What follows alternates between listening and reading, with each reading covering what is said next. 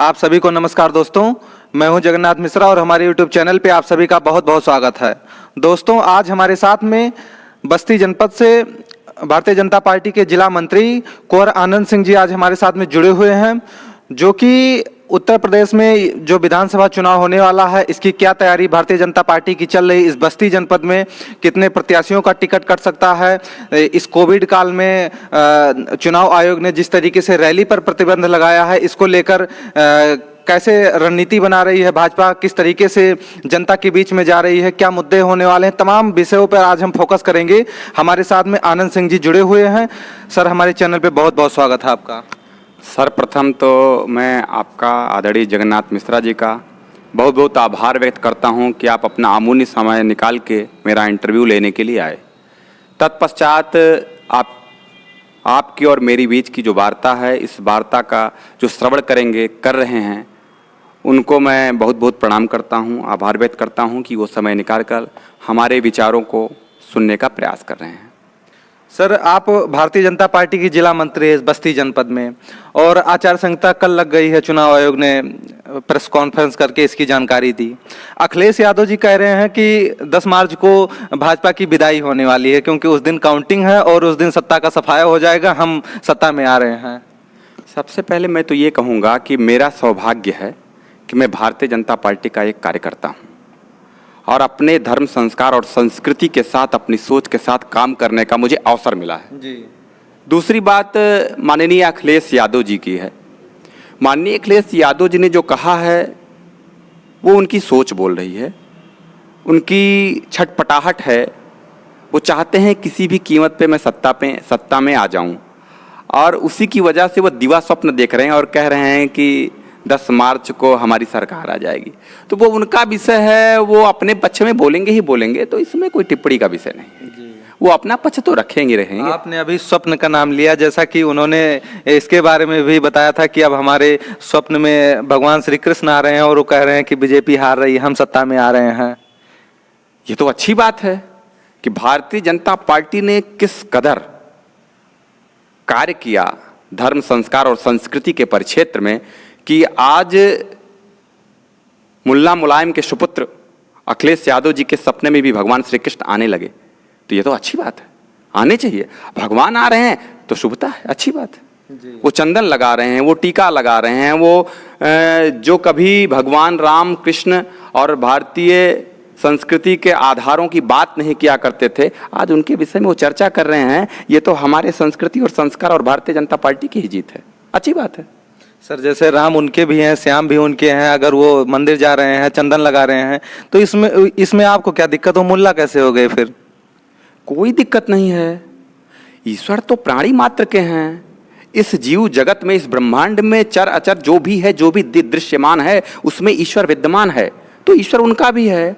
लेकिन फिर क्यों वो अनावश्यक तरीके से एक विशेष धर्म को लेकर टारगेट करते हैं और हिंदू धर्म को हमेशा नीचा दिखाना और विशेष संप्रदाय के लोगों के वोट को लेने के लिए उनके प्रतीकों को धारण करना और भारतीय संस्कार और संस्कृति और धर्म के प्रतिमानों का हमेशा अपमान करना, ये कैसे शोभा देता है उनको? हम कहते हैं कि भारत एक दुनिया का सबसे विशाल लोकतंत्र है, सभी धर्मों का सम्मान है, लेकिन किसी धर्म को कुचल कर, किसी धर्म को पीछे करके किसी धर्म को आगे करना वोट के लिए, ये सरासर अनैतिक है। ये कहीं न कहीं से भी लोकतंत्र के लिए उचित नहीं है। जी सर, अब सन 2022 की चुनाव की तैयारी कैसे चल रही? क्योंकि इस बीच में चुनाव आयोग ने इस पर रोक लगा दिया है रैलियां होने से, अब बोल रहे हैं कि वर्चुअल रैली होगी। इससे आप सहमत हैं सर? देखिए, कोरोना काल में जो भी प्रोटोकॉल इशू होगा, चुनाव आयोग जो भी निर्देश करेंगे, हम उन निर्देशों का 100% पालन करेंगे। रहा सवाल, आप एक प्रश्न कर रहे हैं, बार बार आपके मस्तिष्क में आ रहा है कि हमारी तैयारियां, तो मेरा व्यक्तिगत राय है, मैं पार्टी की तरफ से ही बताना चाहूँगा कि तैयारियां क्या, हमने लड़ाई लड़ ली है, हमने पूरी तैयारी कंप्लीट कर ली है। हमारे बूथ अध्यक्ष से लेके बूथ समितियों से लेकर के पन्ना प्रमुख तक लेके हम जमीन पर अपनी लड़ाई ले जाके एकदम अपनी लड़ाई अंतिम स्तर तक पहुंचा चुके हैं। और जो भी निर्देश होगा चुनाव आयोग का, उन निर्देशों का 100% पालन करते हुए हम चुनाव में आगे बढ़ेंगे और ज़्यादा से ज़्यादा 350 से भी ऊपर सीटें लाने का प्रयास होगा। हम निश्चित रूप से आपको पूरी तरीके से आश्वस्त करते हैं कि बस्ती जनपद की पांचों सीटें भारतीय जनता पार्टी जीतेगी ही जीतेगी। किस आधार पर सर आप 350 पार लाने के लिए सोच रहे हैं? क्या आपका मुद्दा रहने वाला है? मतलब जनता आपको 350 पार कैसे पहुंचाएगी? ये तो बहुत ही अच्छा विषय है, आपने बहुत अच्छा प्रश्न किया कि आखिर कौन से ऐसे कारण हैं जिन कारणों से हम 350 पार करेंगे। हमारी पार्टी की एक मूल विचारधारा है अंत्योदय, यानी समाज के अंतिम व्यक्ति जो आर्थिक रूप से विपन्न हो, सामाजिक रूप से विपन्न हो, शैक्षिक रूप से विपन्न हो, यानी समाज का अंतिम पिछड़ा हुआ व्यक्ति के उदय की परिकल्पना लेकर हमारी पार्टी चलती है और हम अंतिम व्यक्ति के उदय को लेकर निरंतर काम कर रहे हैं और हमारे काम का वो परिणाम होगा कि हम 350 से ऊपर सीटें लेकर आएंगे।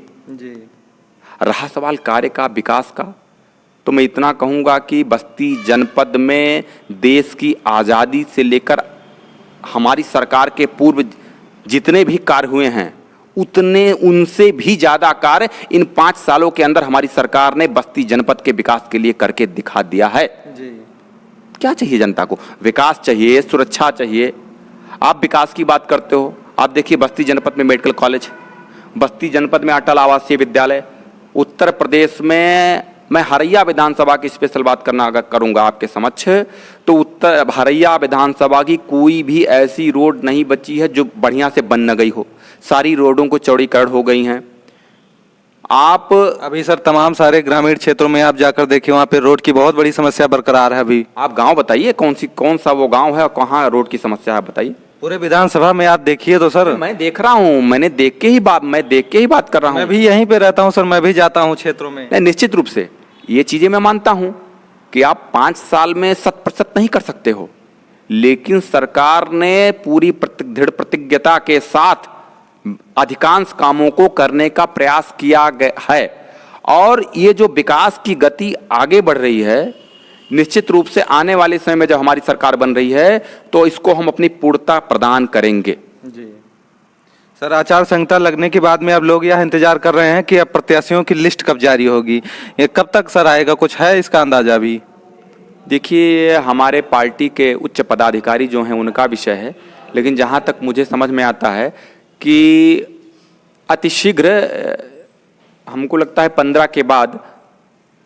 15 जनवरी के बाद, खिचड़ी के पश्चात, मकर संक्रांति के पश्चात प्रत्याशियों की सूचियां निकलना प्रारंभ हो जाएंगी। जी सर, जैसा कि बहुत पहले ही न्यूज में आया था, खबर चल रहा था कि बीजेपी इस बार जो उसके वर्तमान विधायक हैं पार्टी के, लगभग 100 प्लस 130 तक ऐसे कुछ आंकड़ा आया था कि वो प्रत्याशियों का टिकट काट सकती है जो वर्तमान में विधायक हैं। अपनी इस बस्ती जनपद में 5 की 5 सीट विधानसभा जो जीती थी बीजेपी, इस बार कितने विधायकों का इसमें टिकट कट सकता है सर? देखिए, जहां तक मेरा मानना है कि भारतीय जनता पार्टी एक बहुत बड़ी पार्टी है और उसके तंत्र बहुत मजबूत हैं, कार्यकर्ता बहुत मजबूत हैं।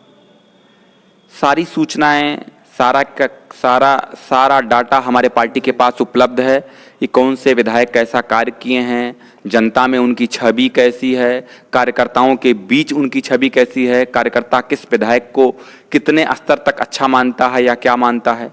तो पार्टी के पास सर्वे है, पार्टी के पास सारे परिणाम हैं। अब पार्टी जिसके ऊपर निर्णय ले लेगी वह हमारा यहाँ का प्रत्याशी होगा। अब वो वर्तमान का विधायक होगा या कोई और होगा, ये पार्टी का निर्णय है। हम लोग जैसे कार्यकर्ताओं का बस एक ही ध्येय है, कमल का फूल, कमल का फूल, कमल का फूल। सर, उसी पार्टी के पदाधिकारी के एक अंग आप भी हैं, जिला मंत्री हैं, कुछ खबर जानकारी आपको भी मिल रही होगी अंदर से, कुछ बताएंगे सर? मेरा तो इतना ही मानना है, हमने आपसे कह दिया कि हमारा प्रत्याशी कमल का फूल है। कमल का फूल जो लेकर आएगा उसके लिए हम प्राण पर से अर्पित हैं। जी, आप क्या चाहते हैं? जो 5 विधायक हैं यहाँ पे, टिकट कटना चाहिए किसी का, नहीं कटना चाहिए? मेरा चाहना ना चाहना कुछ नहीं है। जो ऊंचाइयों पे बैठे लोग हैं। सर, पार्टी में आपकी मीटिंग होती है तो आपको बुलाया नहीं जाता कि किस तरीके से इस जनपद में काम हो रहा है विधायकों के द्वारा, जनप्रतिनिधियों के द्वारा? कुछ वहाँ पे पूछा नहीं जाता सर? अरे निश्चित रूप से पूछा जाता है, निश्चित रूप से मैं बैठक में जाता हूँ, तो आप वहाँ पर बताएंगे ना कि ये सही काम नहीं कर रहे हैं या ये सही काम कर रहे हैं, इनको टिकट मिलना चाहिए, कुछ बताएं सर। नहीं, बिल्कुल बताते हैं। हमारी भारतीय जनता पार्टी के सारे विधायक बहुत बेहतर हैं, बेहतर तरीके से काम किए हैं, विकास की सारी योजनाओं को विधिवत संचालित किए हैं अपने अपने विधानसभा परिक्षेत्र में, और निरंतर वो विकास के लिए अपने अपने विधानसभा परिक्षेत्र में निरंतर कार्य कर रहे हैं। मैं हरैया विधानसभा की बात कर लेता हूं। यहाँ पे आपके क्षेत्रीय विधायक अजय सिंह जी हैं, इनके कार्यों से हैं आप संतुष्ट? क्योंकि बहुत सारे कार्यकर्ता आपके पार्टी के ही नाराज हैं, इनके ऊपर आरोप लगा रहे हैं कि विधायक जी हमारा नहीं सुनते हैं। देखिए, किसी एक व्यक्ति से सारा समाज, सारे लोग संतुष्ट नहीं हो सकते हैं। जहां तक मेरा मानना है, पार्टी की दृष्टि से हरैया विधानसभा ऐसी विधानसभा है कि जहां तक मेरी जानकारी है कि केशव प्रसाद मौर्य जी के बाद, उनकी विधानसभा के बाद हरैया ही एक ऐसी विधानसभा है जहां पीडब्ल्यूडी में सबसे ज़्यादा काम हुए हैं। पूरी बस्ती जनपद में सबसे ज़्यादा करीब 2,500 करोड़ के डेवलपमेंट के कार्य हुए हैं। तो अपने आप में यह प्रदर्शित होता है कि विधायक ने निश्चित रूप से परिश्रम किया है। उस परिश्रम का परिणाम है कि हरैया में डेवलपमेंट के कार्य हुए हैं। और मैंने लोगों से सुना है कि विधायक जी स्वतः काउंटर पैरवी करते हैं। सचिवालय में अन्य जगह पैरवी करनी पड़ती है, फाइलों को मूव करना पड़ता है। उन फाइलों को, डेवलपमेंट के कार्यों को आगे बढ़ाने के लिए वो निरंतर परिश्रम किए हैं, और परिश्रम का परिणाम है कि चाहे वो मखौड़ा हो, चाहे वो और भी धार्मिक परिक्षेत्र हैं, चाहे वो रोड का कार्य हो, चाहे वो अटल आवासीय विद्यालय हो, जहाँ तक है उसमें सांसद जी का बहुत बड़ा योगदान है। तो सांसद जी और विधायक जी ने मिलकर के बेहतर कार्य करने का प्रयास किया है हरैया के परिक्षेत्र में। चाहे वो स्टेडियम बना हो आपका, चाहे राम रेखा मंदिर ले लीजिए आप, चाहे रामबाग चकोही ले लीजिए, कोई भी परिक्षेत्र आप लेने का प्रयास करेंगे, हर परिक्षेत्र में कार्य करने का प्रयास किया गया है। आप देखिए, खेल के परिक्षेत्र में भी विधायक जी ने निरंतर काम किया है। किसी कोई व्यक्तिगत अरुचि हो सकती है, मैं ये नहीं कह सकता हूँ। आपके खुद कार्यकर्ता ने आरोप लगाया कि हमको गाली देकर भगाया गया। आपने बीच में प्रकरण सुना, कार्यकर्ताओं का सम्मान नहीं हुआ, घर पर लोग जाते हैं, तमाम प्रकार की गतिविधि बीच में आपने देखा सर। हमें तो मैं ये खुद नहीं कह रहा हूँ, आपके कार्यकर्ता कह रहे हैं सर। नहीं, हमें तो ऐसी कोई गतिविधि नहीं सुनाई दी, और हमें तो ऐसा नहीं लगा कि कोई किसी कार्यकर्ता के साथ। अभी मखौड़ा मनोहर महोत्सव हुआ, उस पर आरोप लगाया सुदामा जी ने कि वहाँ पे पौराणिक स्थल है, श्री राम की उद्भव स्थली, वहाँ पर वो पवन सिंह को बुलाकर रंगारंग कार्यक्रम करवा रहे हैं। देखिए, पहली बात, सुदामा जी हमारी पार्टी के कार्यकर्ता हैं नहीं, लेकिन सुदामा जी ने क्या वहाँ सांस्कृतिक कार्यक्रम होना गलत है? क्या राम की उद्भव स्थली के विषय में सारी दुनिया जाने, क्या ये गलत है? क्या वहाँ उत्सव मनाना गलत है? क्या पवन सिंह अगर आते हैं तो क्या उससे कोई पाप का कार्य है क्या? निश्चित रूप से नहीं है। वो सांस्कृतिक कार्यक्रम था। वहाँ हमारे क्षेत्र की जितनी भी विभूतियाँ हैं, चाहे वो शिक्षा के परिक्षेत्र में कार्य करने वाले हों, कृषि के परिक्षेत्र में काम करने वाले हों, अधिवक्ता रहे हों, यहाँ तक सफाई कर्मचारी रहे हों, पुलिस विभाग रहा हो, कोई भी ऐसा विभाग और कोई भी ऐसा व्यक्ति नहीं बचा होगा जो समाज के लिए अपने योगदान के प्रति वहाँ सम्मानित ना हुआ हो। तो राम की उद्भव स्थली में एक ऐसी विचारधारा की सरकार है कि जिस विचारधारा की सरकार ने प्रत्येक व्यक्ति को जमीन से लेकर आसमान तक में काम करने वाले व्यक्तियों को सम्मानित करने का काम किया। ये कैसे आप कह सकते हैं कि सभी को सम्मानित किया? आपके यहीं हरैया के रहने वाले स्टार सिंगर माने जाते हैं राहुल सिंह जी, उन्होंने बाकायदे यूट्यूब फेसबुक पे लाइव आकर कहा कि हमको सम्मान नहीं मिला, विधायक जी ने हमको बुलाया नहीं, हम यहाँ के बस्ती जनपद के लोकल सिंगर हैं, हमको मंच नहीं मिला, हमको सम्मान नहीं दिया गया। उन्होंने फेसबुक लाइव के माध्यम से ये आवाज उठाई। हो सकता है कहीं से नाम उनका भूल गया हो, लेकिन मैं राहुल जी से ये कहूँगा कि आप हमारे लिए अभिमान हो, हमारे क्षेत्र के गौरव हो, और निश्चित रूप से आपका सम्मान होना चाहिए था। और चलिए, अगर कहीं से चूक है तो मैं आपको अपने हृदय से सम्मान व्यक्त करता हूं कि आप हमारे गौरव हो, हमारे क्षेत्र के गौरव हो, और आने वाले समय में हरैया में जो भी कार्यक्रम होंगे उसमें आपको निश्चित रूप से प्रथम पंक्ति में आपको स्थान मिलेगा। सर, अभी पंजाब में आपने देखा 5 जनवरी को जिस तरीके से वहाँ पे मोदी जी की रैली होने वाली थी और वो जा रहे थे, बीच में सुरक्षा की चूक हुई और उनको रुकना पड़ा वहाँ पर 20 मिनट। फिर कांग्रेस पार्टी के ऊपर तमाम सारे आरोप आप सबने लगाए कि वहाँ पे सुरक्षा नहीं दे पाई। वो कह रही कि वहाँ पे सुरक्षा में कोई चूक नहीं हुआ, वहाँ पे अब भाजपा सियासत कर रही है। इसको सर किस रूप में आप देखते हैं? मैं इस रूप में, इस विषय में, ये विषय बहुत गंभीर विषय है, मैं इसमें अपने जो विचार हैं मैं आपको बताना चाहूँगा।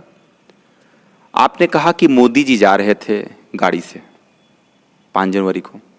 मैं कहता हूँ मोदी जी नहीं जा रहे थे, वो भारत का प्रधानमंत्री जा रहा था। 130 करोड़ जनता का प्रतिनिधि जा रहा था। और जहाँ तक मेरा संज्ञान है, जब भारत का प्रधानमंत्री चलता है तो उसके 3 रूट बनाए जाते हैं।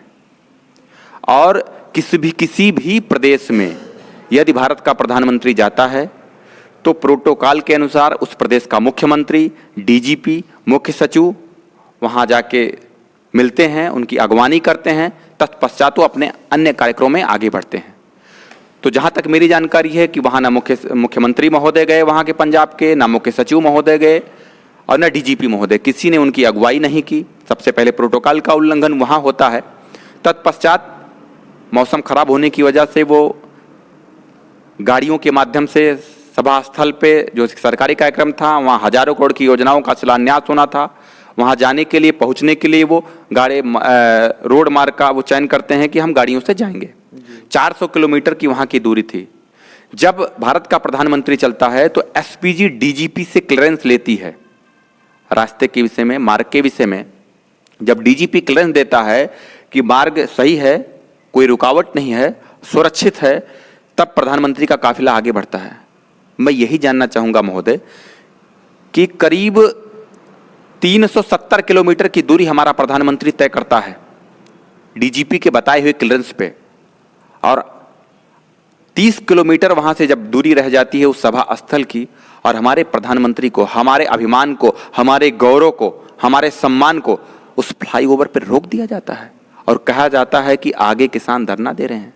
मैं डीजीपी से जानना चाहूँगा, वहाँ के चरणजीत सिंह चन्नी मुख्यमंत्री से जानना चाहूँगा कि आपको उसके पहले आपको पता नहीं चला कि वहाँ किसान आंदोलन कर रहे हैं? तो इससे स्पष्ट होता है कि आपने किसानों को बुला करके वहाँ आंदोलन करवाया, जानबूझ के माननीय प्रधानमंत्री भारत सरकार को वहाँ रोकने का प्रयास किया आपने, वहाँ किसानों को जानबूझ के बुलाया। आप बताइए, वहाँ से 15 किलोमीटर की दूरी पे जो है पाकिस्तान है, 15 से 30 किलोमीटर अप्रॉक्सीमेट।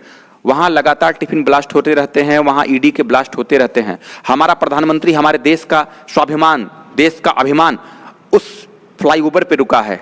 आगे भीड़, पीछे भीड़, किसान भरे पड़े हैं। अगर एक ईडी ब्लास्ट हो जाता तो हमारे देश का अभिमान का क्या होता? आज हमारी जो गरिमा पूरे अंतर्राष्ट्रीय परिक्षेत्र में, पूरी दुनिया में भारत का जय जयकारा हो रहा है, अगर वहाँ ये आती कि हम अपने प्रधानमंत्री को नहीं सुरक्षित रख पा रहे हैं तो हम देश कैसे सुरक्षित रख सकते हैं, अपने नागरिक को कैसे सुरक्षित रख सकते हैं? वहाँ के मुख्यमंत्री को एक लाइन में कहना, अरे कुछ हुआ नहीं, अरे आप कुछ होने का इंतजार करते हो। मेरी दृष्टि से अतिशीघ्र उसमें कार्रवाई होनी चाहिए।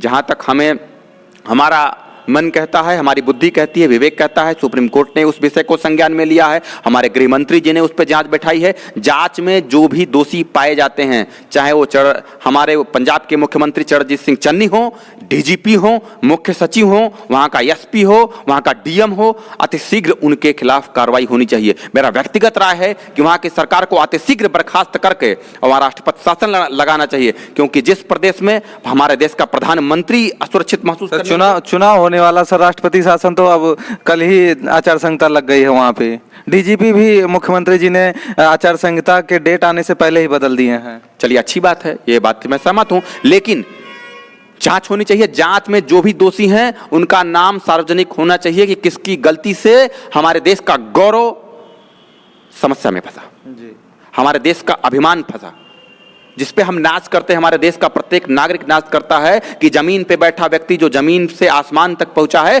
और राष्ट्र को आसमान की ऊंचाइयों पर लेकर जा रहा है। पूरी दुनिया में भारत का डंका बज रहा है। अमेरिका जैसा देश भारत की जयकार करता है। इन परिस्थितियों में हमें पता चलना चाहिए कि हमारे उस गौरव को, हमारे उस अभिमान को असुरक्षित किसने किया, उसके ऊपर दंडात्मक कार्रवाई होनी चाहिए, वैधानिक कार्रवाई होनी चाहिए। मेरी ये मांग है।